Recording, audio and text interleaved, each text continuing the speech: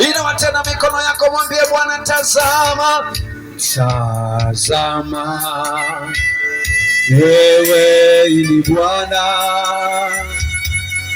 Mungu wa wote wenye mwili. Je, kuna neno gumu lolote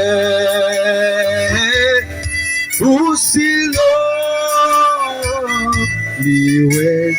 Tena tazama, tazama. Ukiwa umeinua mikono yako juu, wewe ni Bwana. Mwambie kama kwa moyo kabisa, Mungu wa wote wenye mwili.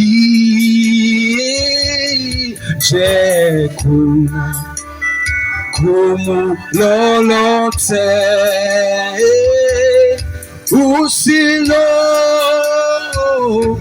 usiloliweza? Tena tazama, tazama, tena wewe ni Bwana wetu, Mungu wa wote wenye mwili. Je, kuna gumu lolote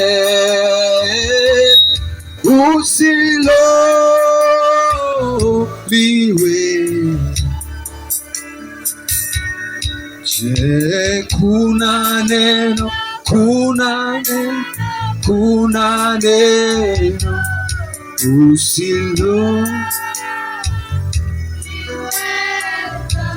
Wewe ni Mungu wetu. Je, kuna gumu lolote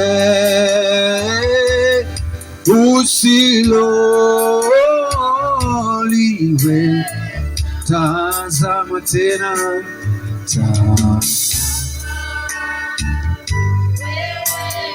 kuna neno usiloliweza? Je, kuna neno gumu lolote Bwana usiloliweza?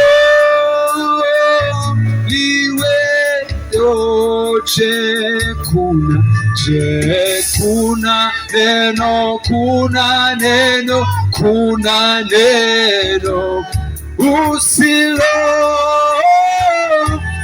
usiloliweza? Je, kuna gumu lolote usiloliweza? Je, kuna neno,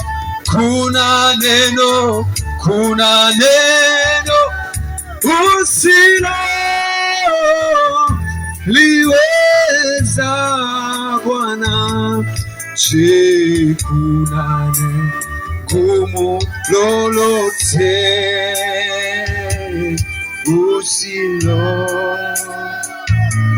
usiloliweza? Hebu kila mtu sasa amwadhimishe Bwana. Mwambie Bwana Yesu, hakuna neno wewe usiloliweza. Mwambie Bwana, katikati ya mambo yote magumu duniani yanayowashinda wanadamu, yanayowashinda wafalme wa dunia, wewe katika mkono wako hakuna neno lolote lililo gumu la kukushinda. Hakuna neno lolote lililo gumu la kukushinda Yesu. Wewe unaweza yote, wewe unajua yote, wewe upo kila mahali, wewe unazo nguvu zote. Ndiyo maana tunalisifu jina lako siku hii ya leo Bwana, tunalitukuza jina lako. Asante kwa sababu wewe ni Bwana Mungu wa wote wenye mwili. Hakuna neno lolote lililo gumu linaloweza kukushinda wewe. Wewe unaweza yote. Mkono wako wa kuume lenye uwezo wote Jina lako linapotajwa, wagonjwa wanapona, vipofu wanapewa kuona tena, visiwi wanafunguliwa na kusikia, viwete wanatembea, karapashedaba, waliosetwa wanawekwa huru, waliofungwa wanaachiliwa tena. Bwana, tunalisifu jina lako, tunalitukuza jina lako, kwa sababu ndilo jina lenye uwezo, ndilo jina lenye mamlaka. Thank you, Jesus. Thank you, Lord. Rakabadias. Thank you, Jesus. Thank you, Lord. Endelea kumwadhimisha tu Bwana. Mwambie Bwana, hakuna kama wewe. Maishani mwangu sijaona kama wewe. Wewe upo juu ya vyote. Hakuna linalokushinda. Mamlaka yako ni mamlaka ya zamani zote. Ilikuwepo. Je, kuna neno, kuna neno, kuna neno usilo liweza Bwana? Je, kuna gumu lolote usilo liweza?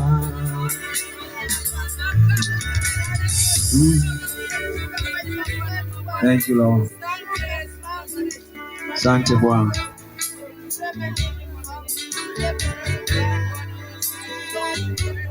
Thank you, Lord, for tonight is a great time. Thank you, Jesus. Asante Mfalme, katika jina la Yesu. Oh, endelea tu kumwadhimisha Bwana, endelea tu kuongea naye. Mwambie Yesu, niko hapa, ninakuhitaji kwenye maisha yangu. Mwambie tu Bwana, ninakuhitaji kwenye masomo. Kama unasoma, kama umemaliza masomo, unahitaji maendeleo mbele, unahitaji hatua nyingine ya mbele, mwambie Yesu, niko hapa, nishike mkono Bwana, uniongoze kwenye njia. Mwambie Bwana, kama ni wazazi wako, mwambie Yesu, kama ni mume, kama ni watoto, mwambie Mungu, kama ni kazi sina, kama ni maisha sina, kama ni nyumba sina, chochote unachojisikia mwambie Bwana. Amesema mniombe neno lolote kwa jina langu nami nitawapeni. Mwambie Mungu, ujue kwamba ni kweli yupo. Yeye sio stori za mababu wa zamani. Hatumhubiri Mungu aliyekufa, tunamhubiri Mungu aliyekufa akafufuka msalaba, akafufuka kutoka makaburini siku ya tatu. Yupo hai, anamiliki. Yupo hai, anamiliki. Mwambie Bwana, tuko madhabahuni kwako, tunakuhitaji. Mwambie Bwana, ninakuhitaji kwenye maisha yangu. Mwambie Yesu, ninakuhitaji. Mwambie Bwana, ninakuhitaji katika maisha yangu. Mwambie Yesu, niko mahali hapa, ninakuhitaji. Wewe ni Mungu wangu, wewe ni Mwokozi wangu. Mwambie Bwana, ninakuomba unisaidie. Rapa shaka rabadia. Bwana, angalia watu wako hawa, waangalie watoto wako hawa wazuri, angalia vijana hawa, angalia mabinti hawa, waangalie wakina mama hawa, wamekuja kwako Bwana. Mimi mwenyewe ninakuhitaji kwenye maisha yangu, ninakuhitaji kwenye familia, ninakuhitaji kwenye masomo ninayosoma. Yesu, ninakuomba Bwana, waangalie mabinti hawa wazuri warembo, wamekuja kwako Yesu. Ninakuomba uwashike maisha yao, shika mikono yao Bwana, kama vile baba anavyomshika mtoto wake mkono ili apate kutembea naye, ili apate kumuongoza njia sawa sawa. Ndivyo Bwana tumekukimbilia wewe ili tusiaibike. Yesu, ninakuomba hawa watu wamekukimbilia wewe, maishani mwao isitajwe aibu, maishani mwao isionekane aibu, katika jina la Yesu. Watoto hawa wazuri wanakupenda. Umesema waache watoto wadogo waje kwangu, kwa maana ufalme wako ni wao. Umewaandalia ufalme wako. Yesu, tunakuomba jioni ya leo, tunakuita kwa sababu Bwana, wewe ndiye tumaini letu. Hatuna tumaini jingine isipokuwa wewe. Wewe peke yako ndiye uliyetabiri kifo chako, ukafa na ukafufuka siku ya tatu kama ulivyosema. Bwana, tunakuamini kwa sababu kile ulichokisema ndicho ulichokifanya. Tunakuamini kuamini lile neno ulilolisema ya kwamba mtu yeyote atakaye kuamini wewe hajapokufa atakuwa anaishi. Mtu yeyote atakaye kuamini wewe atakuwa na salama duniani, atabarikiwa mara 100 duniani. Mtu yeyote atakaye tembea na wewe hautamtupa nje kamwe. Mtu yeyote atakaye kukimbilia wewe mfalme, Bwana umesema hautamuacha, umesema utakuwa pamoja na sisi hata ukamilifu wa dahari. Bwana tunakuita jioni ya leo, tunakuita kwenye maisha yetu, tunakuita jina lako Yesu, kwa sababu umesema tukikuita Bwana utatuitikia. Mungu ninakuomba ukaniitikie kama mtumishi wako, na waombea wakina mama hawa, na waombea mabinti hawa, na kuomba kwa ajili ya watoto hawa Bwana ukawaitikie kwenye maisha yao. Angalia kuingia kwao na kutoka kwao Bwana, asiwepo hata mmoja atakayepotea. Bwana ninakuomba ukawape neema ya kuyaingia malango ya mbingu. Asiwepo hata mmoja ambaye ibilisi atamuondoa, asiwepo hata mmoja Bwana ambaye ataonekana amepungukiwa na neema yako, kwa jina la Yesu. Ndipo Bwana ninakemea magonjwa, ninakemea nguvu za giza, ninakemea ndoto mbaya, ninakemea mawazo mabaya kwenye maisha yao Bwana. Ninavunja nguvu za giza, ninaruhusu jina lako likaanze kufanya operation kwenye maisha yao. Umesema kwenye neno lako Bwana ya kwamba kwa kusudi hili ulidhihirishwa kwenye maisha yetu, ili upate kuzivunja, ili upate kuziharibu kazi zote za giza. Nami kama mtumishi wako ninatamka kwenye maisha yao, kila kazi za giza zikaanze kuvunjika, kila kazi za giza zikaanze kusambaratika, kila magonjwa, kila majini, kila mapepo, nguvu za dhambi, uganga, uchawi, kila maagano ya kishetani walioingizwa kwa kujua ama kwa kutokujua, ninayapasua, ninayavunja kwa jina la Yesu, ninayavunja kwa jina la Yesu, ninayavunja, ninayasambaratisha kwa mamlaka ya jina la Yesu. Na watabiria kushinda, na waombea neema yako Bwana ya kushinda. Ninawaombea baraka yako Yesu ikawe juu ya maisha yao, ikawafanikishe katika shughuli zao, walioko mashuleni, walioko masomoni, walioko majumbani, waliopo makazini, wanaojishughulisha na. Thank you Lord, thank you Jesus. Ziongoze hatua zetu Bwana, ongoza hatua zetu Bwana. Thank you Jesus, katika jina la Yesu. Thank you Lord. Hebu inua mikono yako juu, sema maneno haya pamoja na mimi. Inua tu mikono yako juu,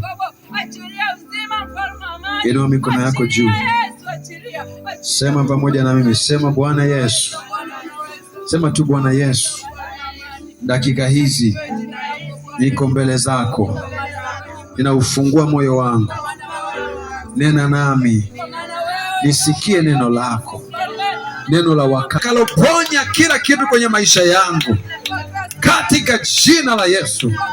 Asante Yesu kwa neema yako. Thank you Lord.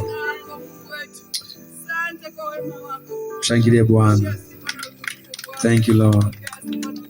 Makofi hayo yako yamechelewa, mpigie Yesu makofi mazuri. Huku unaketi sasa taratibu kwenye kiti chako kizuri cha muujiza, kiti cha baraka zako. Haleluya.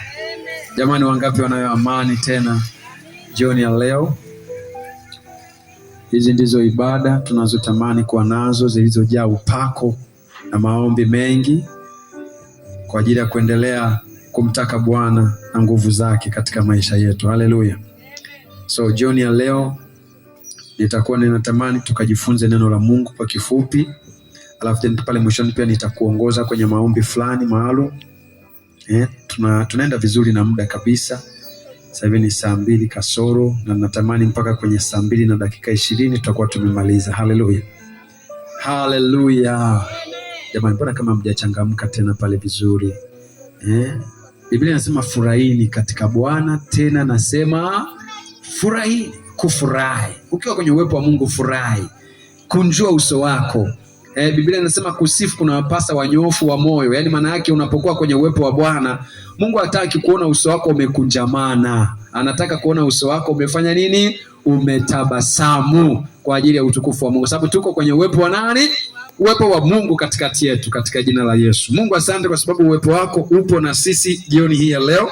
Nami kama mtumishi wako ninakuomba sasa wakati huu zungumza nasi vile jinsi unataka. Hatukupangii cha kusema, tunatamani Bwana tuyasikie maongeo yanayotoka kinywani mwako, maneno yaliyo. Amen. Basi Mungu akubariki sana katika jina la Yesu. Tunamfurahia Yesu jamani. Mimi namfurahia sana Mungu kwa sababu yako, kwa sababu ninajua kuna mahali Mungu anakupeleka. Mwambie jirani yako kuna mahali Mungu anakupeleka.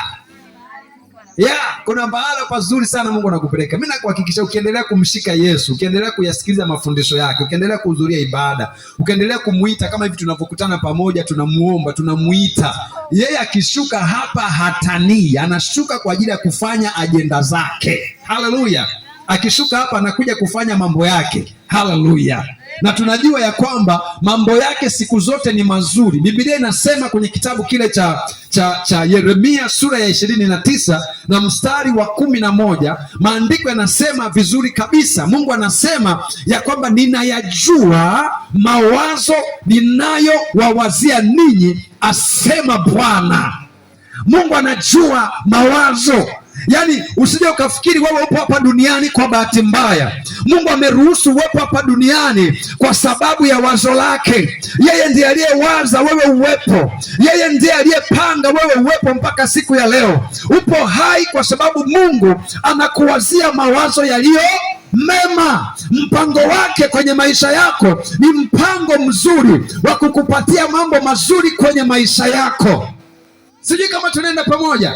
Mungu anapotuita, anatuita kwa sababu anatuwazia mawazo mazuri. Hataki kuona vile jinsi tunaendelea kuteseka. Hataki kuendelea kuona jinsi tunaishi maisha ya kubahatisha. Anajaribu kutafuta kitu atakachokifanya ambacho kitampatia vitu vizuri. Huo sio mpango wa Mungu, kuishi maisha ya kubahatisha. Ndio maana hata kucheza kamari ni dhambi, kwa sababu Mungu hataki tucheze kamari, kwa sababu yeye analo jambo jema kwa ajili ya kila mmoja wetu tunapoamua kutubu na kurudi kwake na kuamua kuachana na njia zetu zote mbaya na kushikamana na njia zake zilizonyooka, njia zake nzuri. Hapo ndipo atakapoufunua mpango wake mzuri kwenye maisha yetu. Haleluya. Ndio maana kwenye kitabu cha Isaya sura ya 1 pale Biblia inasema Bwana akanena nao akawaambia ya kwamba mkikubali na kutii kuisikiliza sauti yangu, kuyafanya mapenzi yangu, kuyatekeleza maagizo yangu yote niliyowaamuru hivi leo, yote ya nchi atakujilieni kama vile ambavyo unavyoona maji yanabubujika kutoka katika chemchemi. Haleluya. Haleluya. Kwa jambo la kwanza ni kuuitikia wito. Ili uweze kuyala mema ya Mungu kwenye maisha yako, ni lazima uuitikie wito wa Mungu kwa 100% kwenye maisha yako. Haleluya. Ili mawazo mazuri ya Mungu anayokuwazia wewe, mawazo ya kukupa amani, mawazo ya kukupa mafanikio kwenye maisha yako ya kiroho na maisha yako ya kimwili, yaweze kufunuliwa uyaone kwa macho, ni lazima ukubali kuuitikia wito wa Mungu kwenye maisha yako. Wangapi wanataka kuyaona mawazo ya Mungu mazuri kwenye maisha yao? Mungu anataka uuitikie wito. Mwambie jirani yako uuitikie wito. Mungu anazunguka duniani, anawaita wakina mama, anawaita wakina baba, anawaita vijana, anawaita watoto, kwa sababu analo wazo jema kwa ajili ya kila mmoja wetu. Usije ukafikiri Mungu ameishiwa na baraka, usije ukafikiri Mungu ameishiwa na mambo mazuri kwa ajili ya maisha yako. Hapana, ni kwa sababu bado haujauitikia wito wake kwenye maisha yako. Haleluya. Mshangilie Bwana pale kabla sijaendelea. Biblia inasema ya kwamba mawazo ninayowawazia ninyi ni mawazo ya kuwapa amani, ni mawazo ya kuwafanikisha, sio mawazo mabaya, sio mawazo ya kuwaumiza, sio mawazo ya kuwatesa. Anasema mawazo ninayowawazia ninyi ni mema na ya kuwapa tumaini na ya kuwapa mafanikio katika siku zenu za mwisho. Wangu somee pale kitabu kile cha Yeremia sura yake ya 29. Fungua pamoja na mimi kitabu cha Yeremia sura ya 29 na mstari wake wa 11. Fungua pamoja na mimi kitabu cha Jeremiah Yeremia 29 na mstari wake wa 11. Kwa sababu kuna mtu anaweza kafikiri labda huyu mchungaji anatusomulia stori zake hapa, anatuambia mambo gani? Mimi ninakuambia neno ambalo Yesu ameniambia nikuambie. Kwa sababu usiku wa leo niliamka saa 8 usiku, saa 9 nimekuwa na kuombeeni. Haleluya. Namwambia Bwana, ninakuomba kwa ajili ya wale watu ambao umenituma kuwahubiria injili pale kwenye vile viwanja. Ninakuomba Mungu nisiende pale kuwaeleza stori zangu. Mimi ninatamani nitakaposimama pale tukalisikie neno linalotoka kwenye kinywa chako, litakaloponya roho zao, nafsi zao na miili yao, na kuondoa magonjwa, laana na mikosi na mabalaa, na kuwaacha huru kwenye maonezi yote wenye wamekuwa wanapitia. Haleluya. Kwa hiyo ninachokuambia ni kitu ambacho Bwana amenipa nikuambie asubuhi, mchana na jioni. Nikuambie ya kwamba Yesu anakuwazia mawazo mema. Kama unaamini sema amen. Mawazo yake kwako ni mawazo mazuri ya kukupa wewe tumaini na amani na mafanikio katika maisha yako. Haleluya. Nafurahi sana kwa sababu Yesu yuko pamoja na sisi. Anasema kwenye mstari ule wa 11 pale, sura ya 29.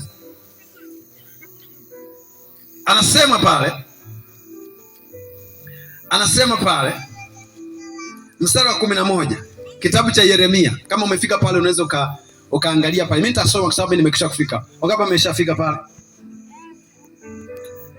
Kama unaandika kichwa cha somo, kama wewe ni mwandishi, andika Mungu ananiwazia mawazo mema.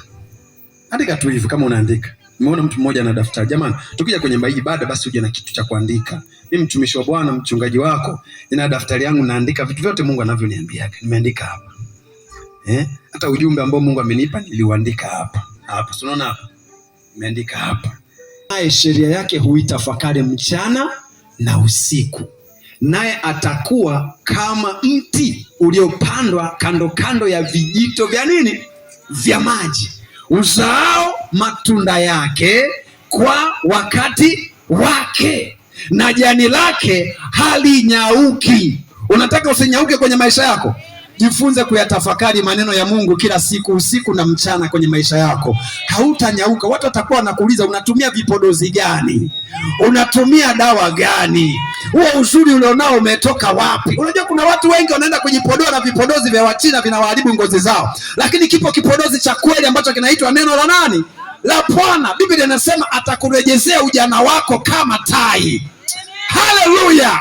Unapokaa kama hivi kwenye neno la Mungu, Mungu anafanya kazi nyingi sana kwenye maisha yako. Ndivyo Biblia inakwambia. Mimi sikwambii story. Mimi ninakwambia habari za nani? Za Yesu. Anasema hata ujana wako uliopotea kwa sababu ya dhambi ataurejesha kwenye maisha yako. Atazirudisha nguvu zako kwenye maisha yako kama siku za ujana wako. Kama unaamini sema amen. Hallelujah. Kwa hiyo ukisoma kwenye hii sura ya 29 na mstari wake wa 11, Biblia inasema hivi, ninayajua mawazo ninayowawazia ninyi, asema nani? Asema Bwana. Huyu sio nabii anasema, huyu sio mchungaji anasema, huyu anasema ni Bwana. Anawaambia watu wake waliokuwa wanateseka, waliokuwa wanapitia mambo magumu, waliokuwa wanaonewa na maadui. Anawaambia pamoja na kwamba mnaonekana mnaonewa, mnaonekana mpo duni, mnaonekana hamna kitu, lakini ninayajua mawazo nilionayo kwa ajili yenu ni mawazo mazuri. Nimewapangia mambo mazuri, nimewaandalia mipango mizuri. Tena mipango yenyewe ni mipango ya kuwapatia mema, ni mipango ya kuwapatia amani, ni mipango ya kuwafanikisha, asema Bwana. Kuna mtu alikuwa anapiga makofi, mdemunga mkono. Endeleeni kumpigia Yesu makofi. Haleluya. Anasema mawazo nilionayo kwenye maisha yenu ni mawazo mazuri. Mungu hana mawazo mabaya juu ya maisha yako. Shetani ndiye mwenye ana mawazo mabaya kwenye maisha yako. Unajua watu wengi wanaumia leo, wanateseka, mioyo yao imejeruhika na vidonda kwa sababu waliamua kuyasikiliza maneno ya uongo ya wanadamu waliojionyesha kama wanatuwazia mawazo mazuri, lakini kumbe baadaye walikuwa hawatuwazii mema. Walikuwa wanataka kututumia ili baadaye watuache mioyo yetu ikiwa inavuja damu. Haleluya. Watu wengi wanaamini sana wanadamu. Usimwamini mwanadamu aliyezaliwa na mwanamke. Unatakiwa muamini mwanadamu mmoja tu aliyezaliwa na mwanamke, akafa siku ya kwanza, siku ya pili akawepo kaburini, siku ya tatu akafufuka kaburini, akarudi akawaambia ya kwamba nimepewa mamlaka yote mbinguni na duniani, basi enendeni ulimwenguni kote mkaihubiri injili kwa kila kiumbe. Tazama mimi nipo pamoja nanyi hata ukamilifu wa dahari, sitawaacha nini yatima. Yesu hawezi kukuacha wakati wa taabu. Wanadamu wengi wamekuacha wewe kwa sababu umepitia wakati wa taabu. Umepata ka ugonjwa kidogo, mtu anakukimbia. Umepitia ka changamoto kidogo, umekimbiwa, kwa sababu hao ni wanadamu. Lakini Mungu aliyekuumba, Biblia inasema ametuumba kwa mfano wake na kwa sura yake, ili tuweze kuishi mbele zake, tuweze kuliabudu jina lake, tuweze kuzitafakari shuhuda zake na matendo yake makuu, na kuzitangaza fadhili zake, yeye aliye hai milele na milele.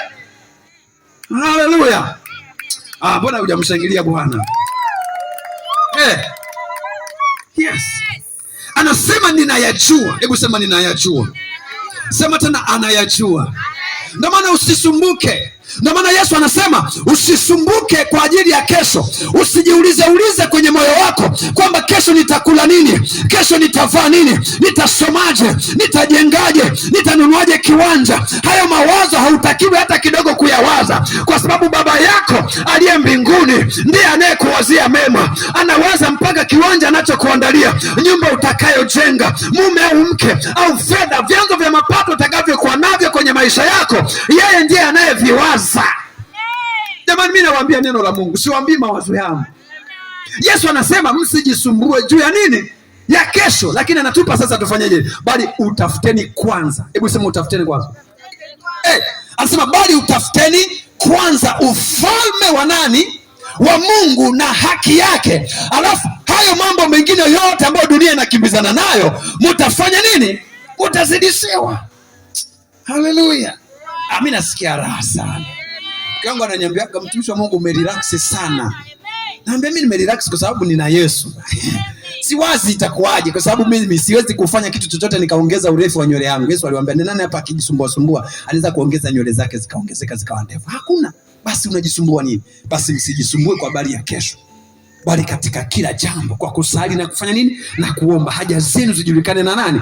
Na Mungu. Usisumbuke, usiwaze. Una haja ya kuwa na stress. Mwambie jirani yako usiwe na stress. Usiwe na stress kama una Yesu. Lakini kama hauna Yesu, stress ni zako.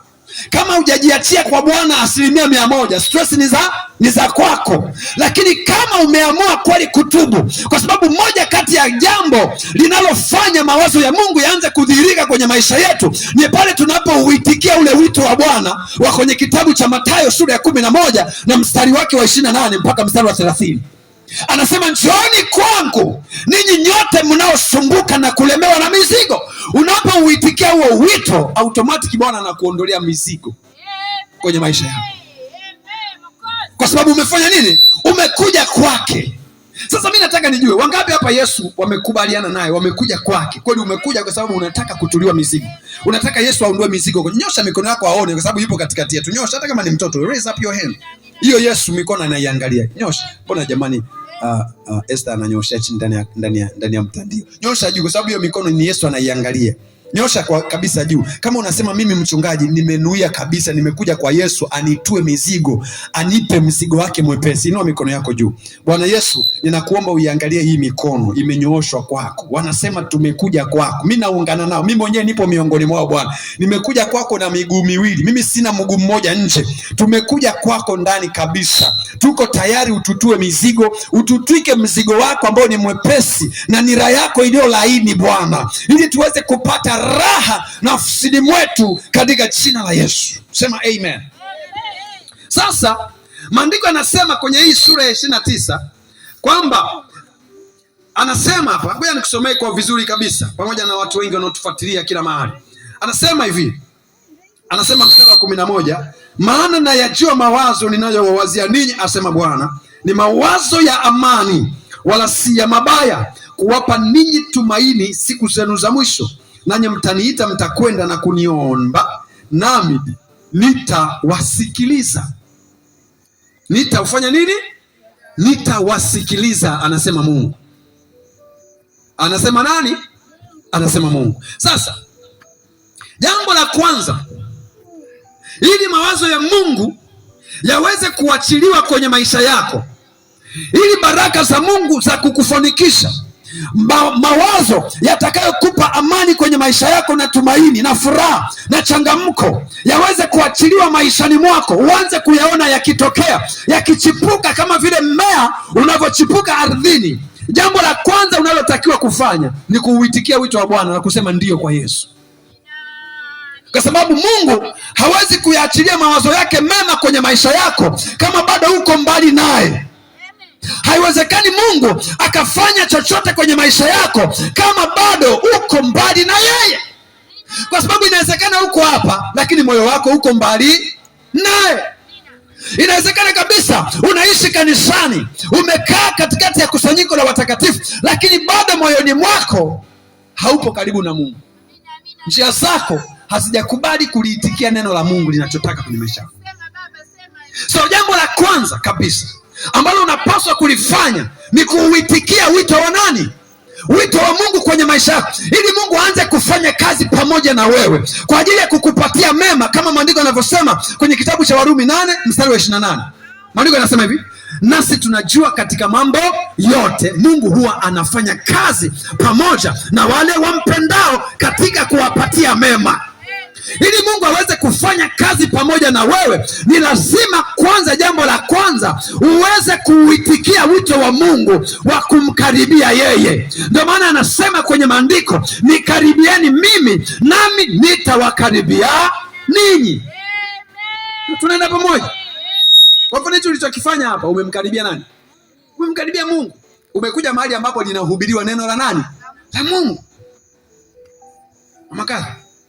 Jambo la kwanza kabisa, kama unataka mawazo ya Mungu yaanze kudhihirishwa kwenye maisha yako, unataka kuziona baraka za Mungu zianze kuchipuka kwenye maisha yako, jambo la kwanza unatakiwa ukubali kuuitikia wito wa nani? Wa Yesu. Hakuna namna utakavyoweza kuziona baraka za Mungu, hakuna namna utakavyoweza kuona mkono wa Mungu unafanya kazi kwenye maisha yako kama maisha yako uko mbali na Yesu. It is impossible. Haiwezekani. Mwambie jirani yako haiwezekani. Haiwezekani. It is impossible. Hallelujah. It is impossible kwa Kiingereza tunasema. Hallelujah. Tunakumbuka ile unabii uliopita. Sisi ni wa kimataifa. Mwambie jirani yako sisi ni wa kimataifa.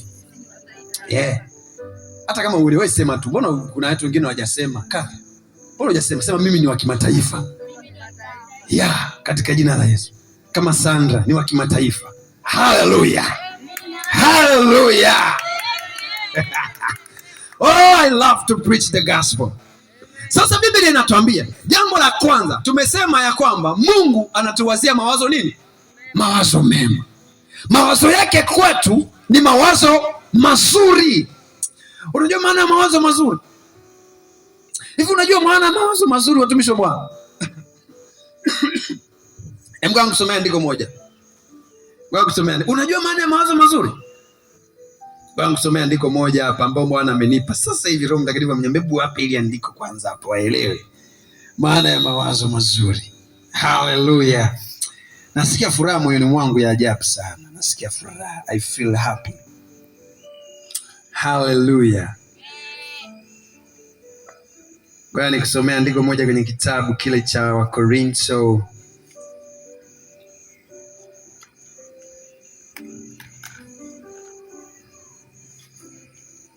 Soma kitabu cha Wakorintho. Kitabu kile cha Wakorintho. I think it's kitabu cha Wakorintho. Fungua pamoja na mimi.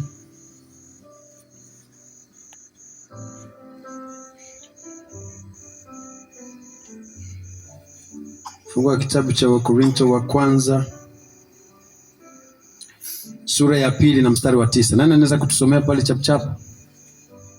above all wisdom. Funga pamoja na kitabu cha Wakorintho wa kwanza sura ya 2 tusome pale. Maana kuna watu bado hawajanielewa.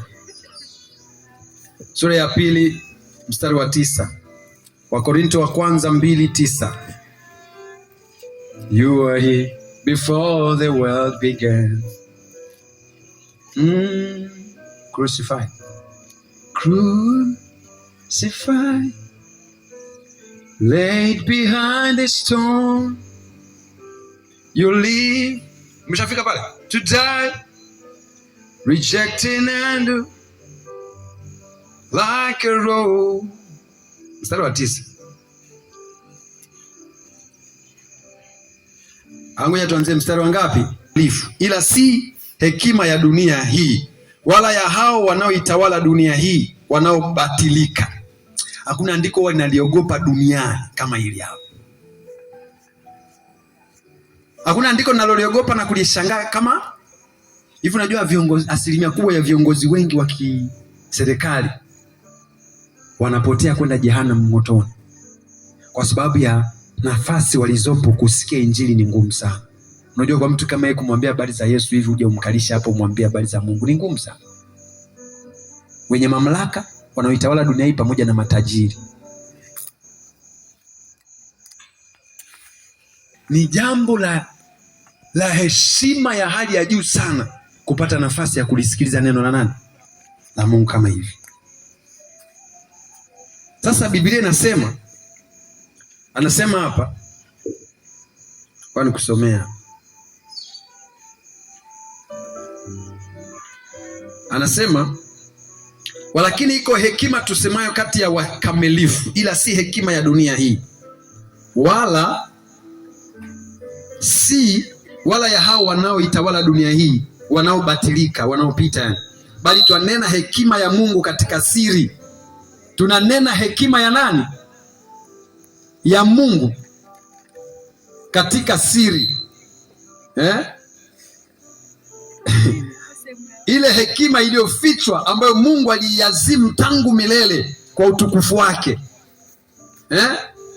Lakini kama ilivyoandikwa, mambo ambayo jicho halikuyaona wala sikio halikuyasikia wala hayakuingia katika moyo wa mwanadamu, mambo ambayo Mungu aliwaandalia wampendao. Sio kama tunaenda pamoja? Yaani mimi ningekuwa hapo ningempigia Yesu makofi mengi sana. Yaani mambo Mungu amekuandalia mpendwa katika Bwana, wewe ambao umeamua kumwamini Yesu. Biblia inasema hayajawahi kuingia kwenye moyo wa binadamu, hayajawahi kuonekana, wala hayajawahi kusikiwa mahali popote. Sijui kama tunaenda pamoja, watumishi wa Mungu katika Bwana. Hayo ndio mambo ambayo Mungu amewaandalia wale wampendao. Sasa je, wanasiasa wanampenda Yesu? Matajiri wengi wanampenda Yesu? Wabunge wengi, asilimia kubwa kule bungeni, wanamtajaga Yesu? Hawamtaji Yesu. Kwa sababu gani? Kwa sababu hawampendi. Mtu ambaye unampenda utakuwa unamtajataja. Ukikutana na marafiki zako, mashoga zako, utakuwa unawaambia unempenda. Si tumewahi kupita kwenye mahusiano wengine hapa, unajisifia mpenzi wako. Lakini watu wengi leo wamemfumbia Yesu macho, wanamuonea. Ndio maana hata wewe usikubali kumuonea Yesu haya. Mimi ndio maana nasemaga sionee haya injili. Mimi siogopi, kwani kuna mtu ananilisha? Hakuna mtu ananipa chakula. Hakuna mtu ananilisha. Anayenilisha nani? Ni Yesu, mtumishi wa Bwana. Jamani, Yesu mimi ananitendea mema jamani. Kuhubiri injili ni raha. Wewe acha, mtumishi wa Bwana. Mimi nimekaa kwenye nyumba moja hivi. Mwenye nyumba akaja nyumbani kwangu. Akaniambia, mtumishi wa Mungu, nimetokewa na Mungu. Ameniambia wewe ni mtumishi wa Mungu mkubwa sana. Akaniletea na burungutu la hela mpya kutoka benki. Kipindi hicho tulikuwa tuna hela mwanangu. Nimemuomba Mungu, niko kwenye maombi, namwambia Mungu, naomba unikumbuke. Sijaenda kumuomba binadamu hela, nienda kumuomba nani? Baba. Niko kwenye maombi, niko kwenye nini? Kwenye maombi. Mwenye nyumba wetu akaja akaniambia, kuanzia leo hapa mtakamlipe kodi tena. Kwa amri ya nani? Kwa amri ya Yesu. Yesu ni mzuri. Wewe unacheza na Yesu? Ndio maana nashangaa, mwambie jirani yako usijisumbue. Wewe tafuta mambo ya Yesu. Mimi nashangaa unahangaika na nini Neema? Mimi sijui mnahangaika na nini. Yaani mngejua siri ya Yesu. Anasema hivi, yale mambo ambayo yaani ni siri kwanza yamefichwa, sio kila mtu anapewa. Hizi vitu sio unajua wasikii. Watu hawatuelewi. Unajua watu wa duniani wasioelewa wanatuona sisi kama tumefanya nini? Kama tumechanganyikiwa fulani, kama hao watu wanatuitaga walokole, jina lile sipendi sana. Sipendi mimi, lakini walokole, unajua walokole ni watu waliorukwa na nini? Na akili fulani, watu ambao hawajielewi. Lakini kweli sisi hatujielewi kweli. Hivi unavyoangalia mimi sijielewi. Hapana. Hivi kati ya sisi na wao nani ambaye hajielewi? Wao ndo walokole sasa ambao hawajielewi. Kwa sababu inawezekanaje mtu una PhD au una professor, anyway ni professor, alafu unakula bangi au unavuta sigara au unakunywa bia, pombe, unalewa. How? Inawezekanaje wewe una akili timamu unavuta sigara ambayo imeandikwa pale onyo, uvutaji wa sigara ni hatari kwa afya yako, alafu yeye ndo anavuta kila siku. Sasa kati ya yeye na sisi tulioacha sigara kwa uwezo wa jina la Yesu, ni nani ambaye kati yetu sisi na wao hawana akili? Au mtu ambaye anapata mshahara wake milioni 1 anaumalizia baa wote ndani ya siku 2 au 3. Hivi kati ya yeye na sisi nani ambaye hana akili? Ambaye mtu kwa akili zake anaacha mke wake nyumbani kwake na watoto wake wazuri, anaenda kutafuta kimchepuko nje, anatumia pesa zote, anaacha watoto wake wanateseka ndani. Kati ya yeye na mimi ambaye fedha zangu na utajiri Mungu anaonipa na utumia kwenye familia yangu, nani mwenye akili? Unajua wewe ndio unatakiwa utumie akili. Mwambie jirani yako tumia akili yako. Kuna rais wetu mmoja alisemaga ukiambiwa changanya na nini? Na za kwako ujue mwenye akili ni nani. Hallelujah. Biblia inasema kumcha Mungu ni chanzo cha nini? Cha maarifa. Kumcha Mungu ni chanzo cha nini wapendwa? Cha maarifa. Sasa kati ya sisi na wao ni nani ambaye akili zake ni mbovu? Ni wao. Haiwezekani unakesha baa usiku kucha, unalewa, umeacha mke na watoto nyumbani wazuri, afu unishawishi kuniaminisha kwamba wewe una akili. Hata kama ulifaulu PhD si ngapi, still bado hauna nini? Hauna akili. Asante sana. Akili yake haina nini? Haina akili. Asante sana. Yeye ameweka vizuri kidogo. Hauna nyambeje mama kaka? Haiwezekani. Vile nampenda mke wangu na watoto wangu. Yaani mimi ninachopata natamani nile na yaani mimi sasa hivi naogopa hata nikinwaga mishikaki. Siwezi kula kabisa. Naona kwa nini na hivi nikikutwa ninakula huku na mtoto na mke wangu nyumbani hajala. Naamua kuiweka kwenye begi nampelekea mke wangu na mtoto. Nafurahia nawafurahia, nataka wao wale. Yaani nawaambia ukweli, niko uweponi mwa Mungu, si wadanganyi. Yaani kuna mtu amenunulia mamishikaki mingi.